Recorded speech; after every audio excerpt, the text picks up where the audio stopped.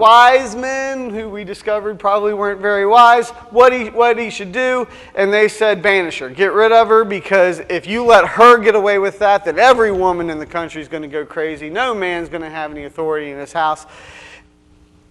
And so he did. He banishes her from the kingdom. He gets rid of her.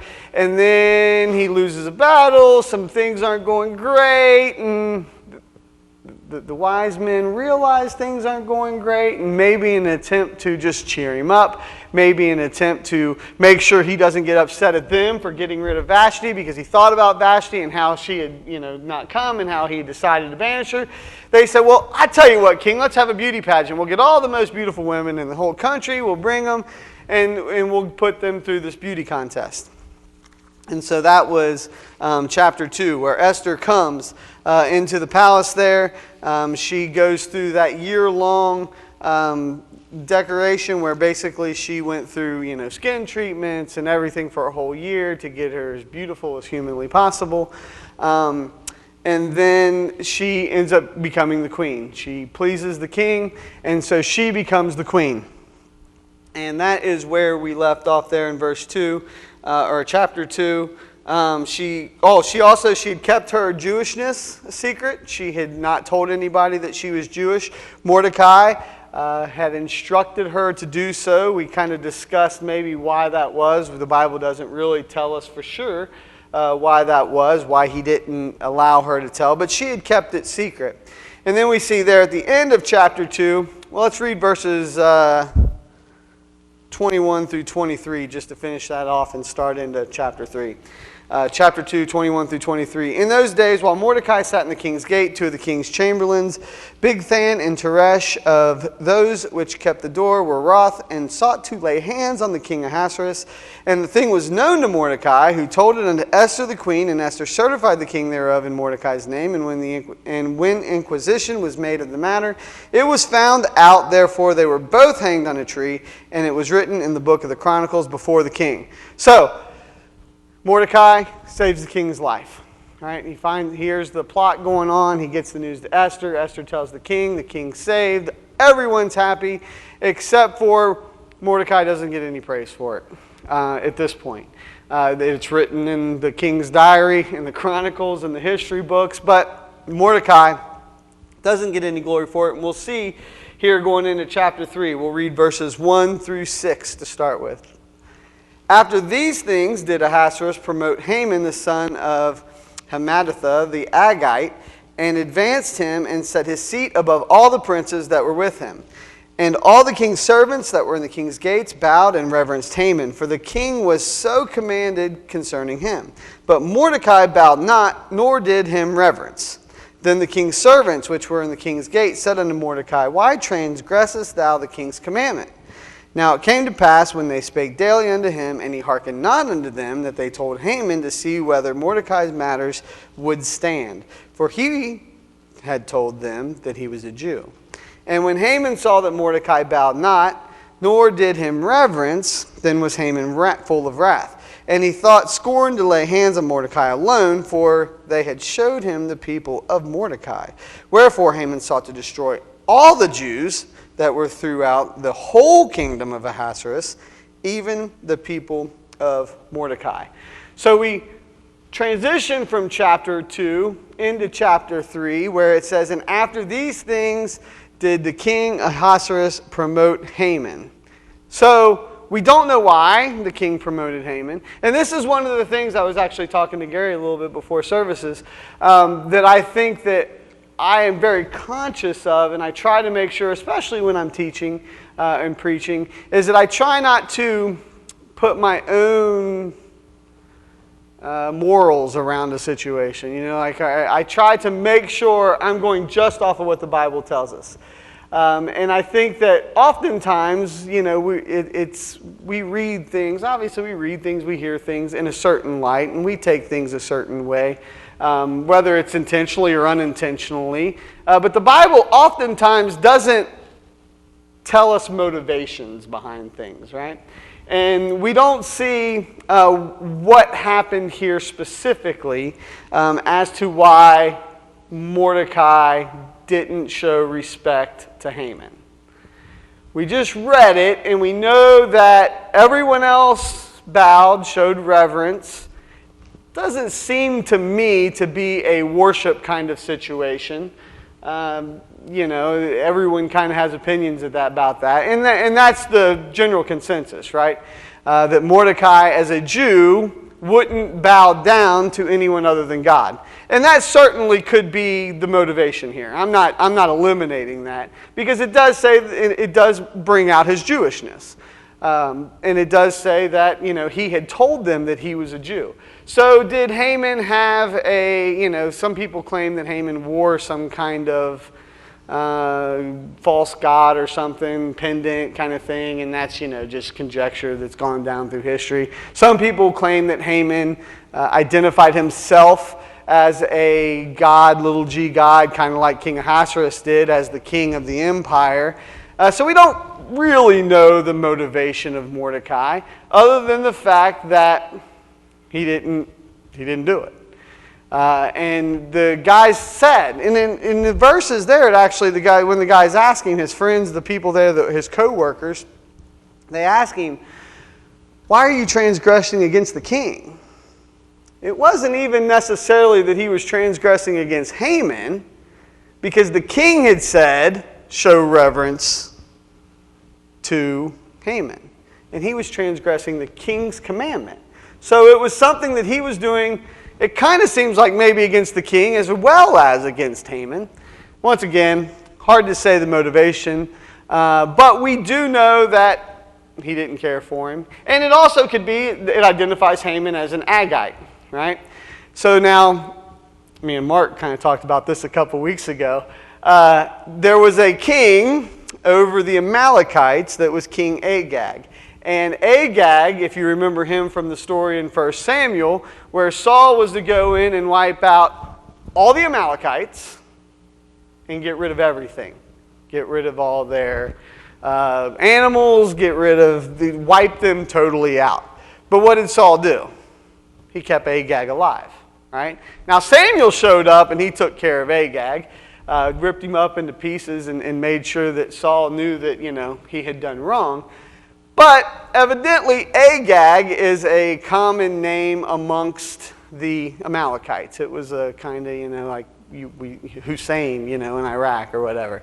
So it was a common thing. So once again, I can't directly, there's no lineage given, but it kind of seems like Haman was an Amalekite, who was a descendant of Esau, who were mortal enemies of the descendants of Isaac, and who were, mortal enemies of the descendants of Israel, right?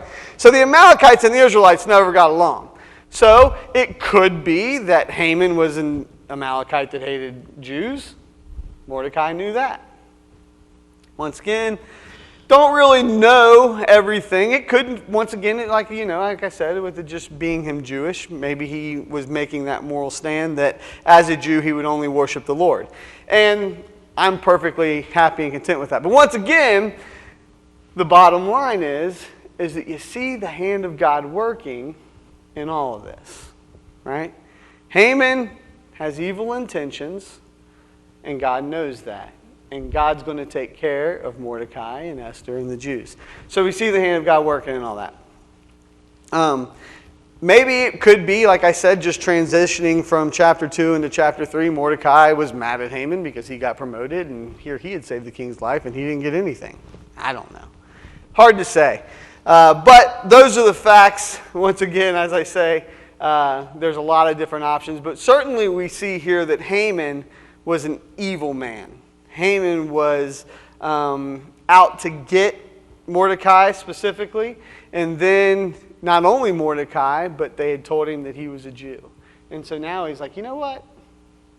I don't like Mordecai. I don't like any of those Jews. I'm going to seek to wipe them all off the planet. So a vile man, loved his power, loved his honor, loved his prestige, just like King Ahasuerus did. Verse 7. And he thought scorn it's verse 7. In the first month, that is the month Nisan, in the 12th year of King Ahasuerus, they cast pur, that is the lot before Haman from day to day and from month to month, to the 12th month, that is the month Adar. So here, Haman says, all right, I'm gonna kill the Jews. I'm going to kill all of them. I'm going to figure out this plan. But first I need to figure out when I'm going to do this. So he casts lots to determine when he's going to carry out the plot to kill all the Jews. And once again, we see the hand of God, because this plot's not going to take place tomorrow or next week or even next month. It's about a year away. So there's going to be some time. Let's read verses 8 through 12. And Haman said unto King Ahasuerus, there is a certain people scattered abroad and dispersed amongst the people in all the provinces of thy kingdom. And their laws are diverse from all people. Neither keep they the king's laws. Therefore it is not for the king's profit to suffer them. If it please the king, let it be written that they may be destroyed. And I will pay 10,000 talents of silver to the hands of those that have the charge of the business to bring it to the king's treasuries. And the king took his ring from his hand and gave it unto Haman, the son of Hammedatha the Agagite, the Jews' enemy. And the king said unto Haman, the silver is given to thee, the people also, to do with them as it seeth good to thee. Then were the king's scribes called on the 13th day of the first month, and there was written according to all that Haman had commanded unto the king's lieutenants and to the governors, and were over every province, and to the rulers of every people of every province, according to the writing thereof, and to every people after their language. In the name of King Ahasuerus was it written and sealed with the king's ring. So here we see Haman, evil, vile man, figuring out how he's going to attack the Jews. And he comes up with an idea to tell the king some vague kind of comments about these people. They don't believe the same way. They don't even follow your laws, king. And they're everywhere. They're over here. They're over there. They're hiding. They're like a cancer. They're going to destroy your kingdom, Ahasuerus. They're going to make things so bad on you. You can't trust these people. They don't worship the same as you. They don't believe the same as you. They don't follow your laws. And the king, as we know, not exactly a thinker, all emotion, probably nodding his head, going, oh my goodness, you're right. This is horrible. They're in, wow, what? Eating it, hook, line, and sinker. But then he really throws in the ultimate on top of all of it. He's like, you know what? I'll even give you 10,000 talents of silver. Now, I love figuring out money exchange. Never works out probably the way it should, but if you believe the internet, 10,000 talents of silver was 2/3 of the annual income of the Persian Empire's taxes. So supposedly the Persian Empire's taxes accumulated 15,000 talents of silver per year. So that was the first thing that Haman was trying to get around, right? He's like, okay, now I know King Ahasuerus. He loves his money. So if I'm going to kill all these people, he's going to be thinking, all right, who's going to pay me all the taxes if you get rid of all the people? He said, so I will give 10,000 talents, which should cover well more than the Jews would put into the tally. And taking that on out, that would be 375 tons or 750,000 pounds. So in today's current market at $16 an ounce for silver, it'd be worth a couple $100 million in today's currency. Now I know I went a long way to get there, but the bottom line is a lot of money, right? Haman was going to give a lot of money to the king so that he would allow him to destroy the Jews. He had a plan. Now, his plan was evil, and his plan was to get the Jews, and the king says, all right, and you can have all the Jews' money that you kill. So now the Jews are all going to be wiped out, and whatever money is accumulated from killing the Jews, the women, the children, all of them, they could take their houses, take their wealth, take whatever they had. And so Haman is excited about this. Haman gets the word he can kill them all. The king just gives Haman his ring, doesn't say, oh yeah, by the way, who are these people? They have a name? Like, what race are they? Like, doesn't care. Money. Greed. That's all he cared about. Power. Prestige. That's all he cared about. He wasn't a good ruler, certainly. I mean, we just see throughout this entire book, just even at the end, even after everything turns out good, when we get to the end of next week, King Ahasuerus is still the same guy. He hasn't repented of anything. He hasn't changed his life in any way. But bad things. Haman thinks he's got away with it. 12 through 15. Wait, I just read 12. 13 through 15. And the letters were sent by post into all the king's provinces to destroy, to kill, to cause to perish all Jews, both young and old, little children and women, in one day, even upon the 13th day of the 12th month, which is the month Adar, and to take the spoil of them for a prey.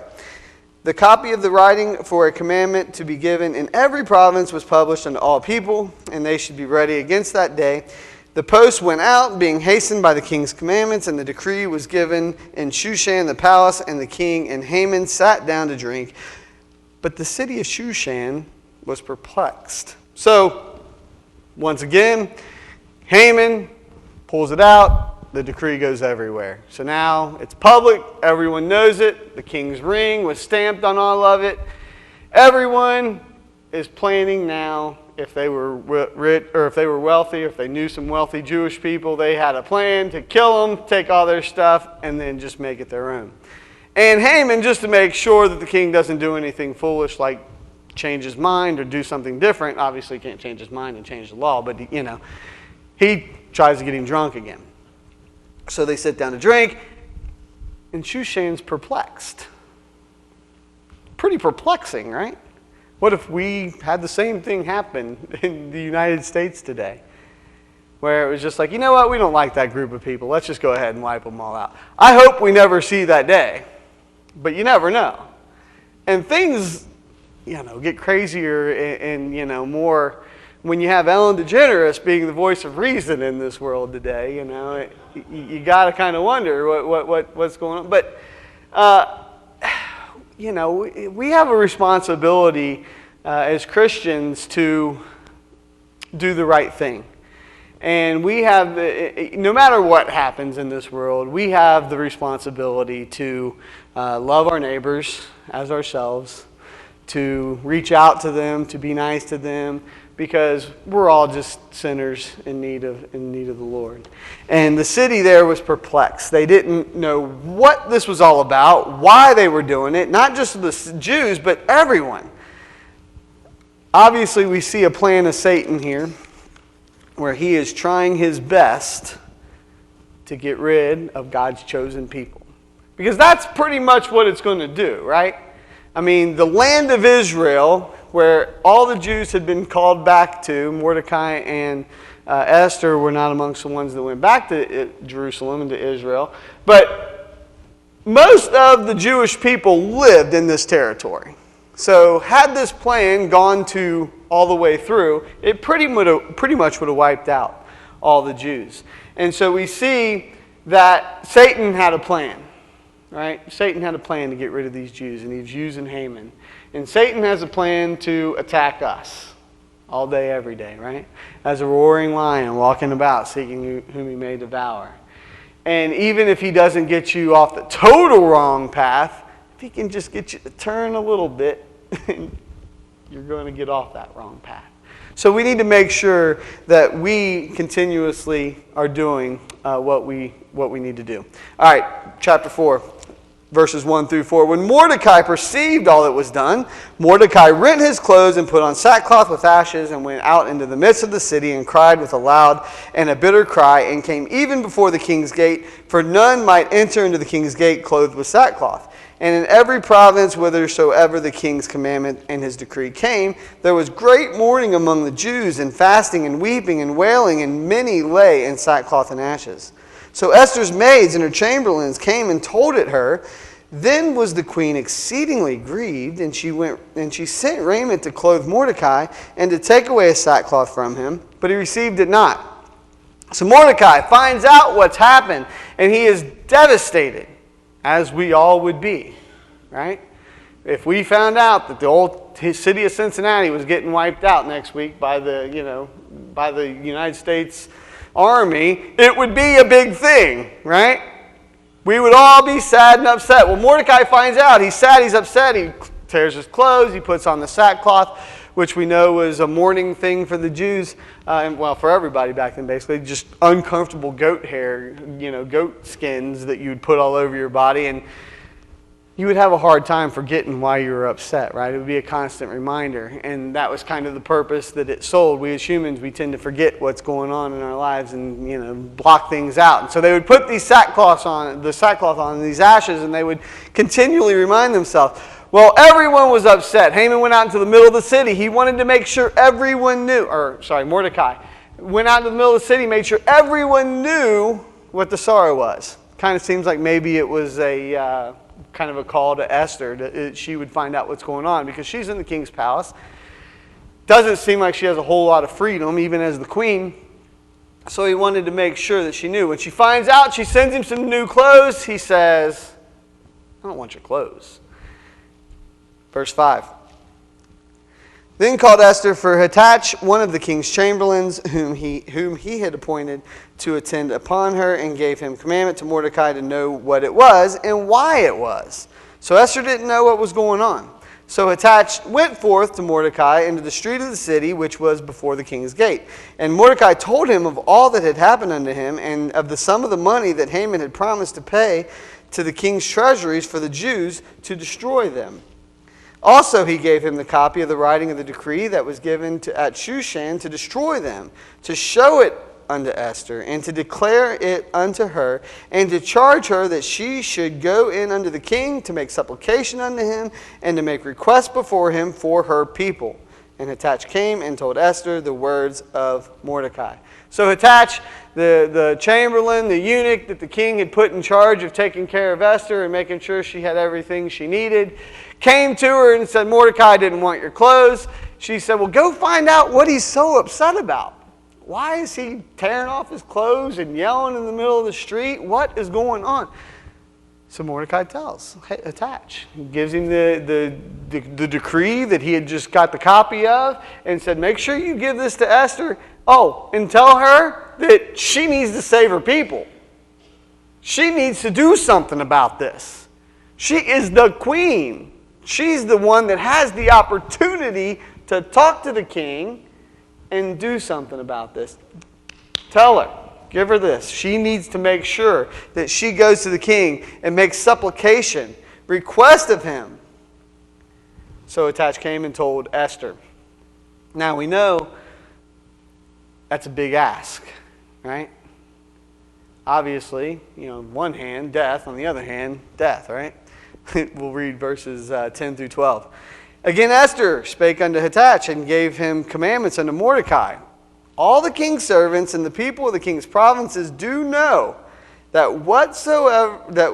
whosoever, whether man or woman, shall come unto the king into the inner court, who's not called, there is one law of his to put him to death, except such to whom the king shall hold out the golden scepter, that he may live. But I have not been called to come in unto the king these 30 days. And they told to Mordecai Esther's words. Then Mordecai commanded to answer Esther, think not with thyself that thou shalt escape in the king's house more than all the Jews. For if thou altogether holdest thy peace at this time, then shall their enlargement and deliverance arise to the Jews from another place. But thou and thy father's house shall be destroyed. And this is the kind of the whole theme of the entire book, and in the direct application to our life here. And who knoweth whether thou art come to the kingdom for such a time as this? So Esther goes back to Mordecai. Now we, in 3 chapters, have seen the arrogance and the emotional, raw the occurrences of Ahasuerus, right? Not a thinker. He just reacts. She's like, you all know this.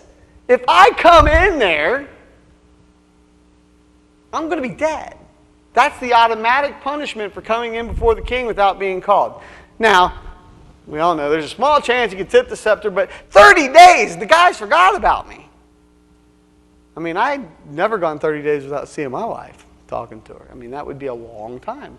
King Ahasuerus, he didn't really seem to care. She's like, he's probably, for 30 days I haven't even been called to see him. There's no way, this is crazy, Mordecai. I can't do this. I'm going to be killed. So Mordecai tells her back, listen, Esther, you're going to die one way or the other. You think just because you're in the king's house, you're safe? If you don't do this, and here we see another example an example of Mordecai's faith, the Jews are going to be saved.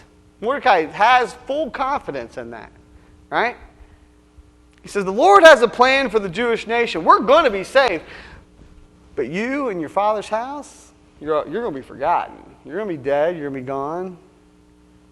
You know, the Lord's put you in this position for a reason, Esther. You're here right now for this purpose. And that's, like I said, the biggest application we can have for our entire life. No matter what has happened behind us, no matter what decisions Mordecai made and Esther made, and all that happened down through time to get them to this position, now is the time where the Lord has a plan for Esther, and she's got to decide whether or not she's going to do it or not. And we have been prepared throughout our entire life. We've made decisions, some of them good, some of them bad. Some of them in the perfect will of God, some of them not in the will of God. But where we are right now, God's got us there. And He knows why we're there. And He's given us a reason to be there. And He's given us tasks to do while we're there.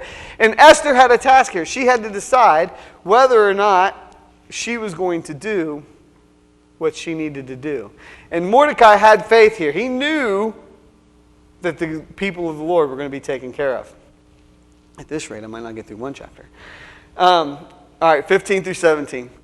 Then Esther bade them return Mordecai this answer. Go gather together all the Jews that are present in Shushan, and fast ye for me, and neither eat nor drink 3 days, night or day. I also and my maidens will fast likewise, and so will I go in unto the king, which is not according to the law, and if I perish, I perish. So Mordecai went his way and did according to all that Esther had commanded him. So Esther thinks about it, and she says, you know what? You're right. I've heard all these stories about the king. I've seen people die. I've seen the consequences. But you're right. I'm going to do it. And if I die, I die. It's a tough position to take, right? That's courage. That's faith. That's confidence. We have a lot of instances in our life where certainly the outcome isn't going to be death and we back down. She was against real obstacles. We're afraid people might laugh at us or might think we're crazy or think that we're one of those right-wing people or whatever. She had some real consequences. It should motivate us. You see that Esther calculated the cost. She knew what the cost could be. She set her priorities. She said, yes, I know what the consequences are. I know what the cost could be to me. But my people are more important than those consequences. She called on her prayer warriors. All right? She said, Mordecai, get everybody, fast and pray for me. Now, she didn't say pray, but certainly we know that this involved prayer. This was 3 days of fasting and prayer for what she was going to have to do. She determined her course of action, and we haven't seen it yet, but we'll see it here shortly. She carried out that plan. It takes counting the cost, right? As Christians, we have to count the cost. We have to know what we're up against. But we have to set our priorities that the Lord's given to us. And we have to call on our prayer warriors. We have a lot of them in this church. We have a lot of people that are behind us. Determine our course of action and do the same. So, Mordecai went and he did what he was supposed to do. Now, chapter 5. All right, I'll read it quick, I promise. 1 through 8 first. Now it came to pass on the third day that Esther put on her royal apparel and stood in the inner court of the king's house, over against the king's house. And the king sat upon his royal throne in the royal house, over against the gate of the house. And it was so, when the king saw Esther the queen standing in the court, that she obtained favor in his sight. And the king held out to Esther the golden scepter that was in his hand. So Esther drew near and touched the top of the scepter. Then said the king unto her, What wilt thou, Queen Esther? And what is thy request? It shall even given thee to the half of the kingdom. And Esther answered, If it seem good unto the king, let the king and Haman come this day into the banquet that I have prepared for him. Then the king said, Cause Haman to make haste, that he may do as Esther hath said. So the king and Haman came to the banquet that Esther had prepared. And the king said unto Esther at the banquet of wine, What is thy petition? And it shall be granted thee. And what is thy request? Even to the half of the kingdom it shall be performed. Then answered Esther and said, My petition and my request is, if I have found favor in the sight of the king, and if it please the king to grant my petition and to perform my request, let the king and Haman come back to a banquet that I shall prepare for them, and I will do tomorrow as the king has said. So we think maybe Esther's losing a little courage here, right? Maybe she's a little worried about her situation. I don't know.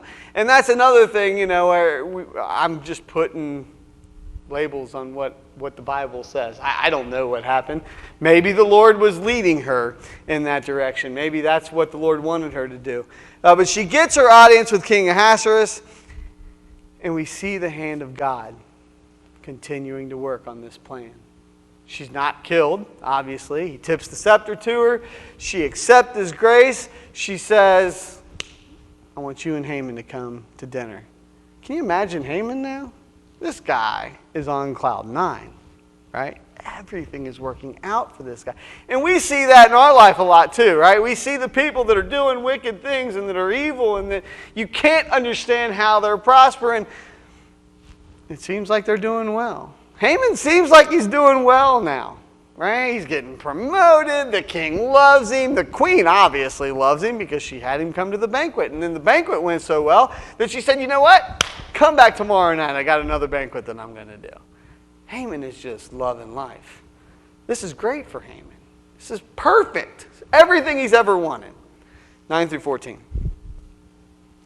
Then went Haman forth the day joyful with a glad heart. But when Haman saw Mordecai in the king's gate, that he stood not up, nor moved for him, he was full of indignation against Mordecai. Nevertheless, Haman refrained himself.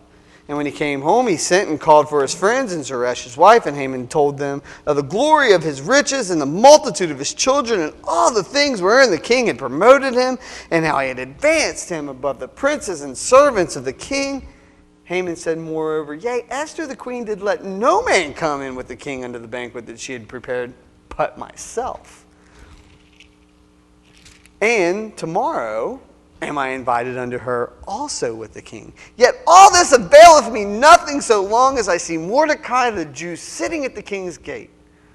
Then said Zeresh his wife, and all his friends with him, Let a gallows be made of 50 cubits high, and tomorrow speak thou unto the king that Mordecai may be hanged thereon. Then go thou and merrily with the king unto the banquet. And the thing pleased Haman, and he caused the gallows to be made. And we just see bitterness in this man's life. Everything's going good. He should be happy. He should feel like and he is, until he sees that Jew sitting in there, not giving him the respect he deserves. Bitterness is like a poison you drink and hope that guy gets killed, right? Bitterness doesn't help anybody at all. In fact, it only hurts yourself. Mordecai doesn't care that Haman's bitter at him. Now, Haman thinks that he's going to pull one over. 50 cubits. Anybody know how tall 50 cubits is? 75 feet. 7-story building. That is some big gallows. Now it says gallows. I don't really know for sure. I've also heard pike.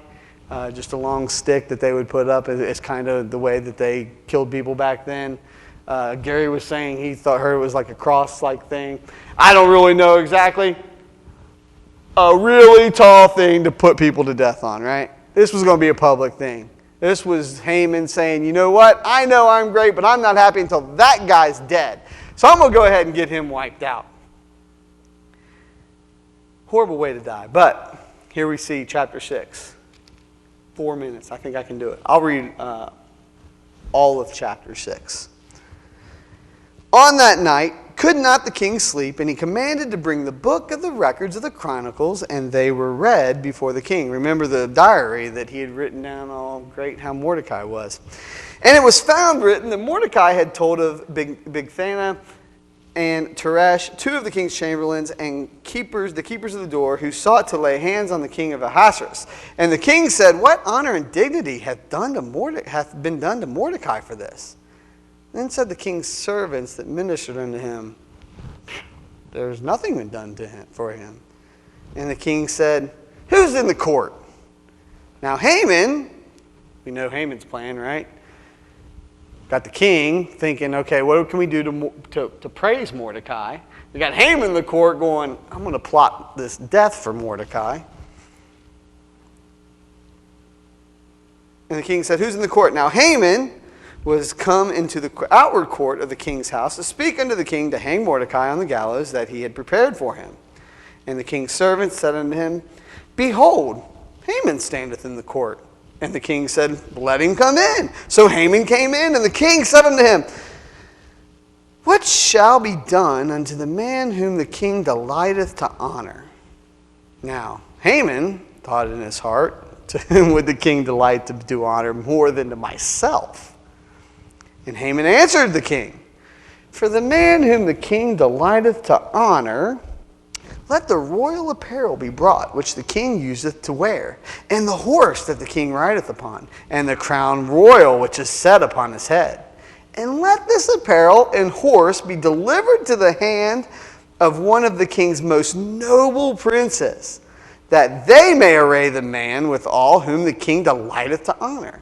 And bring him on horseback through the streets of the city, and proclaim before him, thus shall it be done to the man whom the king delighteth to honor.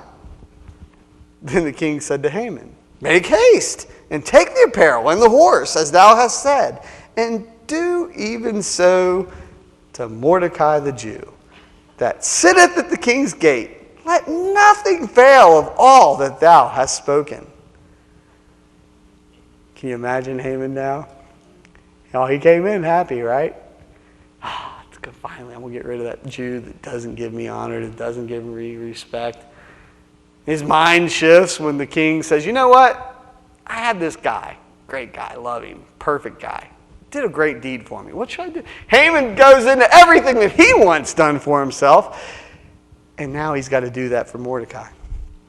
Then took Haman the apparel and the horse, and arrayed Mordecai, and brought him on horseback through the street of the city, and proclaimed before him, thus shall it be done unto the king whom the king delighteth to honor. He probably didn't say that with quite the vigor that he said it when the king asked him when he was in the court, when he thought he was talking about him. Now that he's talking about Mordecai, he's probably walking around saying it a little bit under his breath, not very happy about it.